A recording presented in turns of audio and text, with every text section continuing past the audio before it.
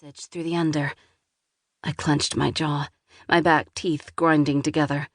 I still felt the power trapped within me, the burning darkness that both thrilled and terrified me, but oddly, I also felt mostly the same. It wasn't what I'd expected after letting the blackness consume me. Not what I'd expected at all. I wet my lips. You're not wrong, but I do not seek safe passage only for me. Uncannily, her eyes zoomed toward Hook's and Crowley's prostrate forms behind me. I heard he'd come back. He always did have a knack for getting you in trouble. There was an underlying tinge of exasperation in her tone. I knew immediately who she was talking about. Anahita had never been a fan of Hook. She hated Lakers, him most of all. If there was one flaw in my favorite sister, it was her unshakable belief that all Lakers were wicked at their core. Curling her lip, she shook her head. Truth is, Ariel, I knew you were coming. We all did, the moment you stepped foot into the Never. I told you to stay away. I warned you. But would you ever listen to me? No, you stubborn, foolish, arrogant girl. Her words might have come off as cruel to others, but I heard the emotions behind them, the slight telltale quiver of pain threaded through them that only someone who'd known her as long as I had would ever hear. I frowned.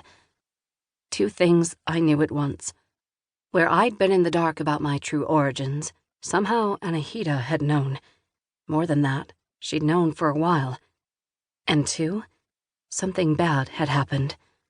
I swallowed hard, flaring my nostrils. What? I asked silently. She didn't need me to clarify. Anahita had always understood me in a way few others could have. There's been a death in our waters this night, Ariel. I covered my mouth with my hands, knowing before she ever said it. My middle sister had always been the type to find herself in the middle of trouble without even trying. She had a knack for it, in fact. Usually she found that trouble because of me. And this time would be no different. Squeezing my eyes shut, I whispered, Aquata. At Anahita's sharp intake of breath, I knew I'd guessed correctly. What happened? She was taking a midnight stroll, as was oft her way. She flicked her fingers with a faux dismissive gesture that I knew was anything but. Her laughter was tight and painful to hear. I opened my eyes and noted two quick silver tears sliding down Anahita's left cheek. Never saw the blast coming. The sea witch is surely back and driven by her vendetta against Father once again. I figured you'd be not too far behind, and my hunch was correct as ever.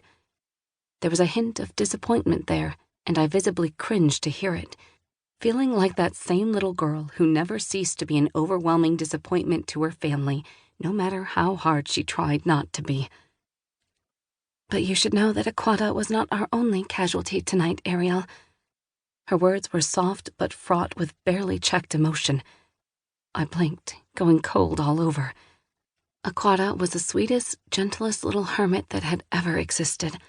She'd made even the hardest hearts like Father's, love her, simply because of how pure she'd been.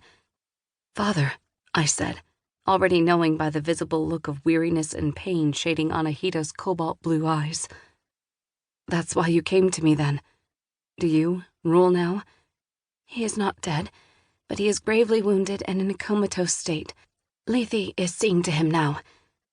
Lethe was Father's personal doctor, and having him there must have meant that his injuries were bad indeed.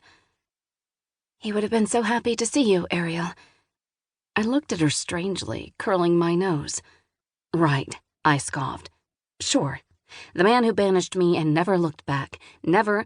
Say another word about him and I'll drown you myself. Her voice vibrated with fury and her look was sharp as a blade. I felt her anger on an almost visceral level. I swallowed hard. You know nothing, Ariel. That was always your problem, she snapped. You thought you did. You thought you knew it all. But you were a simple, foolish little girl then, and I see very little has changed. I shook with rage, feeling the stirrings of the darkness within me rise. But Anahita's eyes glittered with tendrils of her own electrified powers. They looked like jagged sparks of lightning rippling through the waters around her. She had truly become